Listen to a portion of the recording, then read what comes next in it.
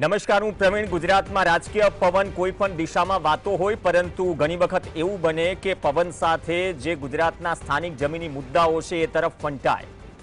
મુદ્દો કોઈની જાગીર નથી અને મુદ્દો વિપક્ષમાં હોય કે સત્તા પક્ષના ધારાસભ્યો કે નેતાઓ પણ ઉઠાવે છે. પણ ચર્ચા આજકાલ ગેડની છે, કેમ કે જે બનાસકાંઠામાં હાલત છે, હજુ પણ રોડ બંધ છે, 5 કે 10 ફૂટ પાણી ભરેલા છે. એ પ્રકારની સ્થિતિ ગેડમાં દશકાઓથી છે. 1500 કરોડનું પેકેજ જ્યારે સરકારે જાહેર કર્યું ત્યારે સવાલો એ ઉઠ્યા કે 139 से 133 કરોડનો જે પહેલી ખેપ છે એમાં પણ પૂરા કામ નથી થયા. કોંગ્રેસે પ્રેસ કોન્ફરન્સ કરી, બધું જ કર્યું. પણ હવે આમ આદમી પાર્ટી દ્વારા એક ઘેડ બચાવ યાત્રા શરૂ થઈ છે. ભૂતકાળમાં કિસાન પંચાયત મળી હતી, પાલ આંબલિયા સહિત ઘણા ખેડૂત આગેવાનોએ મુદ્દો ઉઠાવ્યો, કોંગ્રેસે મુદ્દો ઉઠાવ્યો. કિસાન પંચાયતમાં યોગેન્દ્ર યાદવ, બજરંગ પુનિયા તમામ આવ્યા, એક મંચ પર હતા. અને આમ આદમી પાર્ટી, કોંગ્રેસના નેતાઓ પણ એક મંચ પર હતા. ભલે ગુજરાતમાં ગઠબંધન હોય કે ન હોય, પરંતુ ગેડની સમસ્યા એક એવો મુદ્દો છે જે ત્યાંના ગામડાઓને અસર કરે છે, 3 જિલ્લાને આવરી લેશે. અને આ મંચ પર એટલા માટે જ દર ચોમાસે અમુક મુદ્દે જ્યારે મહત્વની વાત હોય તો મુકાય છે, કેમ કે આ નાનો સૂનો મુદ્દો નથી. હવે શું આ મુદ્દો રાજકીય નિવેદનબાજીની લડાઈ બની ગયો છે? આ સવાલ એટલા માટે કરવો પડે કેમ કે રાજકીય રંગ જ્યારે ભરે છે ત્યારે મુદ્દાની જે ચમક છે ફીકી પડે છે. ગઈકાલે બાલાગામમાં સભા હતી. સભામાં પ્રવીણ રામ જે પદયાત્રા કરી રહ્યા છે ગેડના ગામડાઓના, એ દ્રશ્યો પણ દેખાડો, કેમ કે ગઈકાલનો એક વિડીયો ચર્ચામાં છે. અને એ વિડીયોમાં ગોપાલ ઇટાલિયા, આ તો ડ્રોનથી લેવાયેલા દ્રશ્યો છે, પણ એ સભામાં ગોપાલ ઇટાલિયા, પ્રવીણ રામ તમામ મંચ પર હતા. અચાનકથી એક ખેડૂત ઊભો થાય છે, પ્રકાશ ચાલુ કરીને. એ કહે છે, ગોપાલ ઇટાલિયાને સવાલ કરે છે કે અગાઉ પણ મેં ઘણી વખત તમારી સાથે ચર્ચા કરી છે, પ્રવીણ રામને વાત કરી છે, સંકલન સમિતિમાં તમે કેમ મુદ્દો ન મૂક્યો, કેમ તમે વિધાનસભામાં મુદ્દો ન ઉઠાવ્યો, તો વિવાદ થઈ ગયો. અને ગઈકાલ રાતથી સોશિયલ મીડિયા પ્લેટફોર્મ પર આ વિડીયો વાયરલ છે. પણ આ વિવાદના કારણે શું આના પ્રશ્નો ભૂલાઈ જશે? ગેડના પ્રશ્નો ભૂલાઈ જશે? જે કેમિકલનો પ્રશ્ન છે, આ જ મંચ પરથી એક ખેડૂતે પોતાના ખર્ચે જે ઉબેણ અને ઓજતના પાણી તેના ખેતર સુધી આવ્યા, એ પાણીનો લેબ ટેસ્ટ કરાવ્યો, તો એ પાણીમાં કેમિકલ મળી આવ્યા. કેવા કેમિકલ? કે જે તમે ખુલ્લા પગે ચાલો તો તમને તકલીફ થાય. તો પછી જમીન અને પાક અને ત્યાંના પાણીની શું સ્થિતિ હશે? તો મુદ્દો ત્યાંનો છે. ઘણી વખત ઘાટ તૂટ્યા છે. બાદર ગુજરાતની સૌથી બીજા નંબરની પ્રદૂષિત નદી છે. ઉબેણમાં પાણી છોડાય છે, એ વાસ્તવિક સ્થિતિ છે. અને દર ચોમાસે જો આ પ્રકારની પરિસ્થિતિ હોય તો એ મુદ્દો ગંભીર છે. હવે સવાલ કેમ ન ઉઠાવ્યો, કેમ ખેડૂતે આ સભામાં સવાલ પૂછ્યો? પણ મુદ્દાની વાત એ છે કે જેવો આ મુદ્દો આવ્યો તો કિસાન કોંગ્રેસના ચેરમેન પાલ આંબલિયા લાઈવ થયા. એને કહ્યું કે પ્રવીણ રામ જો ગેડ મુદ્દે પદયાત્રા કરતા હોય મને કોઈ વાંધો નથી, પણ અત્યારે ફોકસ હોવું જોઈએ કે જે 1500 કરોડનું પેકેજ જાહેર જે કર્યું છે એનો સરખો ઉપયોગ થાય, ગેડની સમસ્યા માટે ઉપયોગ થાય. કેમ કે સમસ્યા દૂર કરવા માટે પેકેજ જાહેર કર્યું છે. પણ સવાલ કેમિકલના પાણીનો છે. હવે આ મુદ્દે શું આ જ રીતે વિવાદ થતો રહેશે? એ પણ એક સવાલ છે. પહેલા સાંભળી લઈએ કે ગઈકાલે કઈ રીતે બાલાગામમાં પ્રવીણ રામની સ્પીચ વચ્ચે ખેડૂત ઊભો થાય છે અને કહે છે, મેં અગાઉ પણ કહ્યું હતું, તમે કેમ સંકલન સમિતિમાં સવાલ ન પૂછ્યો? તમે દર વખતે એમ કહો છો કે ભાજપ સવાલ પૂછવાના કેટલા પૈસા આપે છે. તો સામે સવાલ એ પણ કર્યો કે શું તમને સવાલ ન કરવાના પૈસા મળ્યા છે? આરોપ ગંભીર છે, પણ મુદ્દો શું આમ આદમી પાર્ટી અને કોંગ્રેસ વચ્ચે બની ગયો છે? એક સમયના સાથી ક્યારે અલગ થાય, ક્યારે સાથે હોય, પણ આ તો ખેડૂતોનો મુદ્દો છે. 3 જિલ્લાના એ વિસ્તારનો મુદ્દો છે કે જ્યાં બેટમાં ફેરવાયેલા હોય છે ખેતરો, બેટમાં ફેરવાયેલા હોય છે ગામડાઓ. તો આમાં ત્યાંના વિસ્તારના લોકોને ફાયદો શું? શું રાજકીય આટીકૂટીમાં ફસાઈ ગયો છે આ મુદ્દો, અથવા પ્રયત્ન થઈ રહ્યો છે? જેની પાસે બહુમતી છે, જે સરકારમાં છે, એના ધારાસભ્યો કેટલા સવાલ પૂછે છે? પણ વિપક્ષમાં 2 પાર્ટીઓ છે વિધાનસભાની સીટ હિસાબથી, આમ આદમી પાર્ટી અને કોંગ્રેસ. શું આ મુદ્દો સરકાર સાઈડ પર રહી, સરકારના ધારાસભ્ય, ભાજપના ધારાસભ્ય સાઈડ પર રહ્યા અને હવે આમ આદમી પાર્ટી અને કોંગ્રેસ વચ્ચે રાજકીય નિવેદનબાજીનો મુદ્દો બની ગયો હશે? હા, એ વાત અલગ છે. આ મુદ્દે ગોપાલ ઇટાલિયા, પ્રવીણ રામ કે પાલ આંબલિયા કે સાગર રબારી ભૂતકાળમાં ફોટો ખેંચાવી ચૂક્યા છે, સાથે જ કામ કરતા હતા. તો સ્થિતિ કેમ આવી ઊભી થઈ? જોઈએ ગઈકાલની સભામાં મુદ્દો ક્યાંથી બિચક્યો અને કેમ કિસાન કોંગ્રેસે રિએક્ટ કરવું પડ્યું. પાલભાઈ આંબલિયા છે ગેર વિસ્તારનો. સરકારની તમે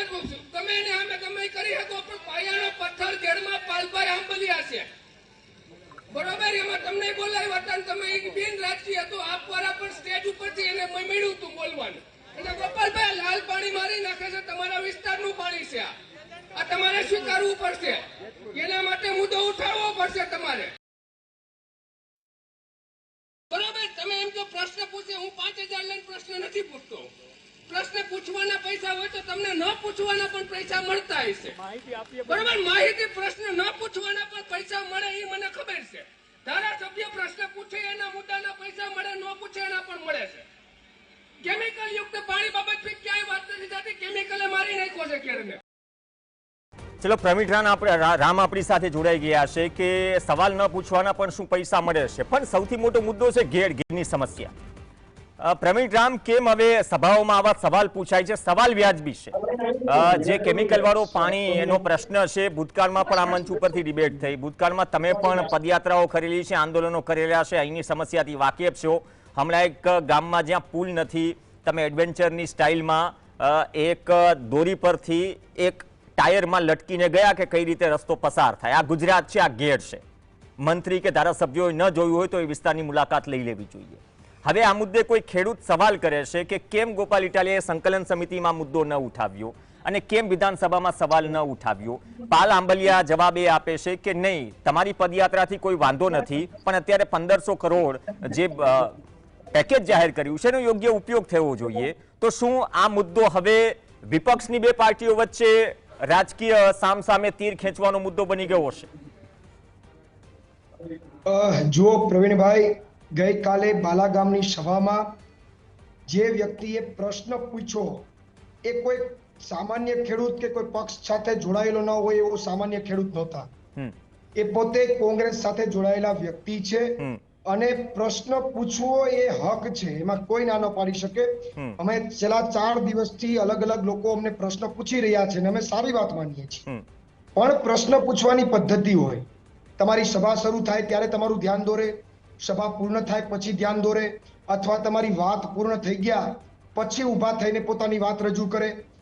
પરંતુ આવું કાંઈ પણ ન થાય અને તમે તમારી વાત રજૂ કરવાની શરૂ કરો, તમે હજી આખી વાત પ્રજા સમક્ષ મૂકી પણ ન હોય, તમે કયા મુદ્દાને લઈને વાત કરવાના હોય એ ચર્ચા પણ ન કરી હોય, અને એની વચ્ચે તમારી પાસે આવી અને પ્રશ્નોની શરૂઆત કરે અથવા પ્રશ્ન પૂછવાની વાત કરે, તો એનો તો સીધો મતલબ એ થાય છે કે એ માણસ પ્રશ્ન પૂછવા માટે નથી આવ્યા, એ માણસ આ સભામાં ડિસ્ટર્બન્સ ઊભું કરવા માટે અને પ્લાન્ટેડ વ્યક્તિ તરીકે આવ્યા છે. ઘણા બધા લોકો પ્રશ્ન લઈને આવે છે, આ એક ભાઈ એવા એવું નહીં, ઘણા બધા લોકો, ઘણા ખેડૂતો, ઘણા યુવાનો પાસે પ્રશ્નો છે, એને અમારી પાસે અપેક્ષા છે એટલે લઈને આવે છે. પણ એની પ્રશ્ન પૂછવાની પદ્ધતિ શું છે? કાં તો સભા પહેલા અમારી પાસે આવીને રજૂઆત કરે છે, સભા પૂર્ણ થયા બાદ રજૂઆત કરે છે, અથવા અમારી સ્પીચ પૂરી થાય પછી એકદમ આદર ભાવે ઊભા થઈ અને એ રજૂઆત કરે છે કે આ પ્રશ્ન છે, આમની જરા નોંધ લેવી જોઈએ. અને અમે એને ખૂબ ગંભીરતાથી એવા મુદ્દાઓની નોંધ પણ લઈએ છીએ. એટલે આ મુદ્દો ગંભીર છે, તમે પણ માનો છો ને? જે પહેલા એક સિસ્ટમ હતી કે હવે ટાંકીઓ નહીં, નદી કાંઠાની આસપાસ ટાંકીઓ બનાવી દીધી છે અને જેવું ચોમાસુના ઉપરવાસમાંથી પાણી આવે એટલે કે ઉબેરનું પાણી ઓજતમાં ભરે એટલે ટાંકીઓના વાલ ખુલી જાય છે. પહેલા ઘાટ તોડવામાં આવ્યા, ઘાટ તોડ્યા પછી પણ આ સમસ્યા તો છે જ. તો આ કેમિકલ વાળા પાણીનો પ્રશ્ન જો ઘેડ માટે આટલો વિકરાળ હોય, ગંભીર હોય, તો આ મુદ્દે નથી લાગતું કે વિપક્ષે એક મંચ ઉપર આવીને આ જ મુદ્દે સવાલ કરવો જોઈએ? વિપક્ષે એક મંચ ઉપર આવીને સવાલ કરવો જોઈએ, પણ કોંગ્રેસ વિપક્ષ તરીકે એ ભૂલી ગયું છે કે અમારે બીજેપીનો વિરોધ કરવાનો છે.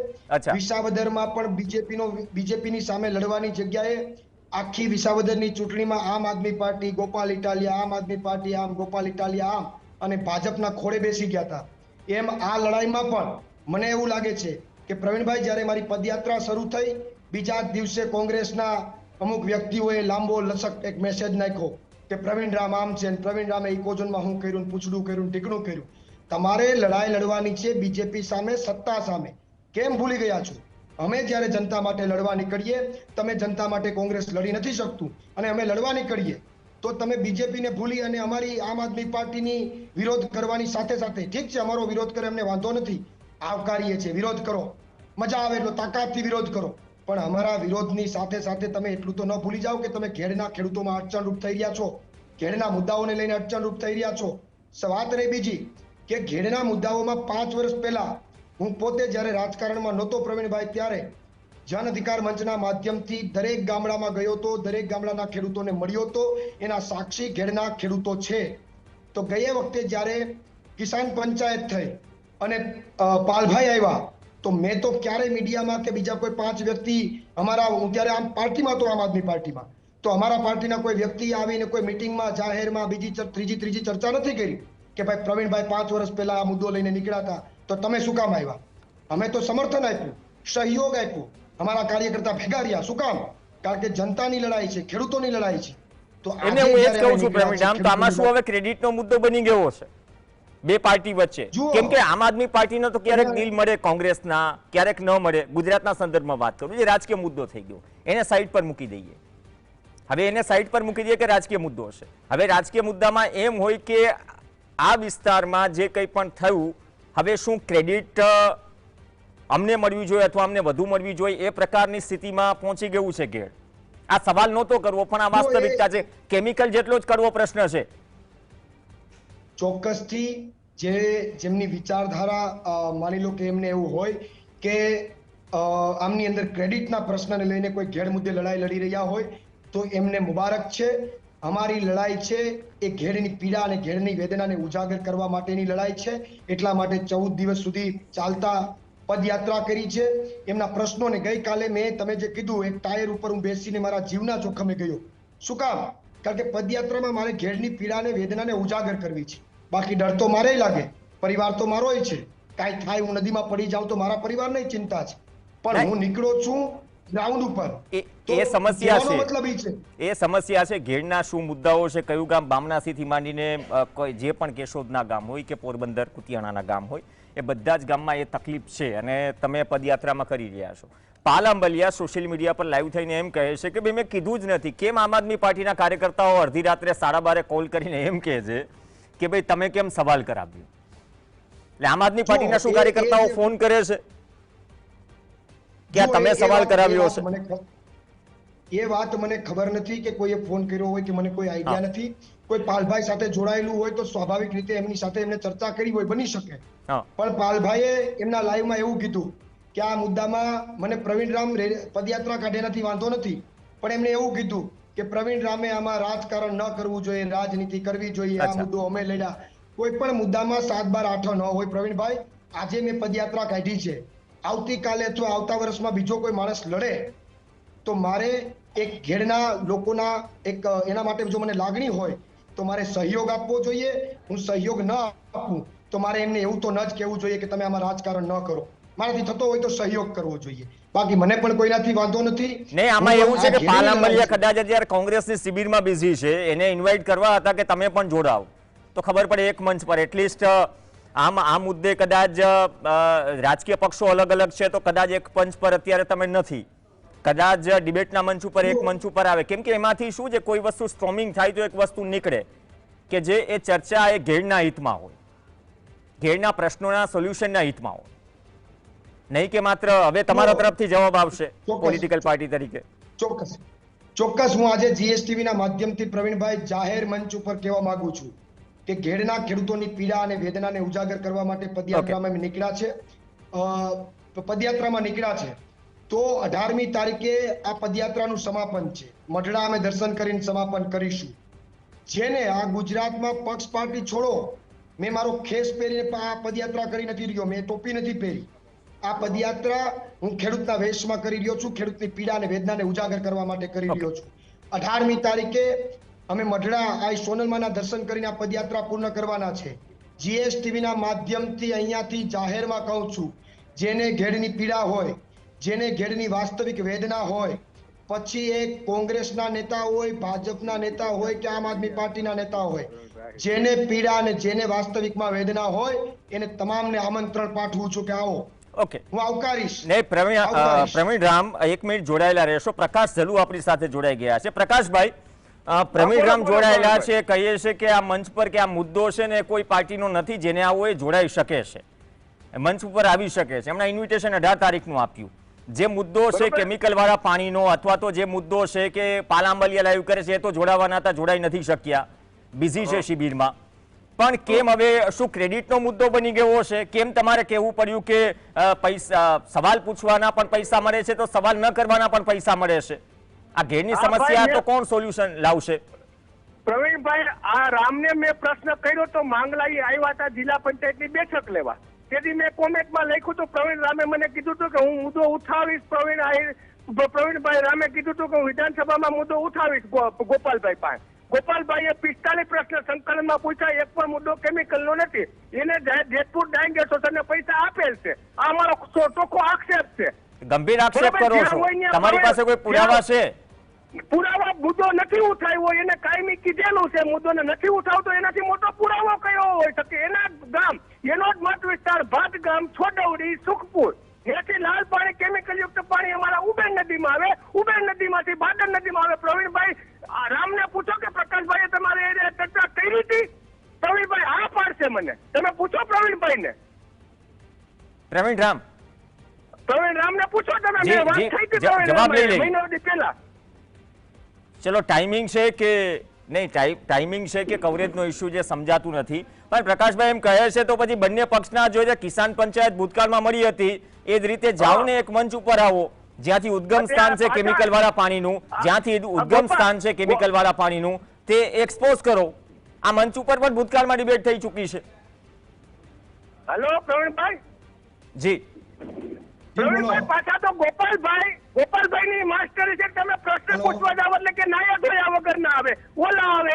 એને રમેશભાઈ સવાણીએ બહુ સ્પષ્ટતાથી 19 નંબર ઉપર જવાબ આપેલ છે કે કોઈ ચૂંટાયેલા પ્રતિનિધિને ગમે એને પ્રશ્ન કરવાનો હક બંધારણે આપેલ છે. પ્રવીણભાઈ આપણને બરોબર, વિધાનસભાના મેજ ઉપર વિરોધ પક્ષનો ધારાસભ્ય પ્રશ્ન પૂછે તો લેખિતમાં આવે એનો જવાબ.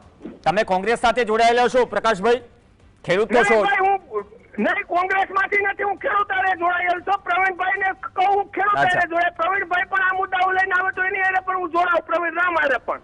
ચલો, પ્રવીણ રામ ડિસ્કનેક્ટ થઈ ગયા છે. હું એટલું જ કહું છું કે કદાચ જે કિસાન કોંગ્રેસ હોય કે આમ આદમી પાર્ટી હોય, ભૂતકાળમાં એક મંચ ઉપર હતી ઘેરની સમસ્યા માટે.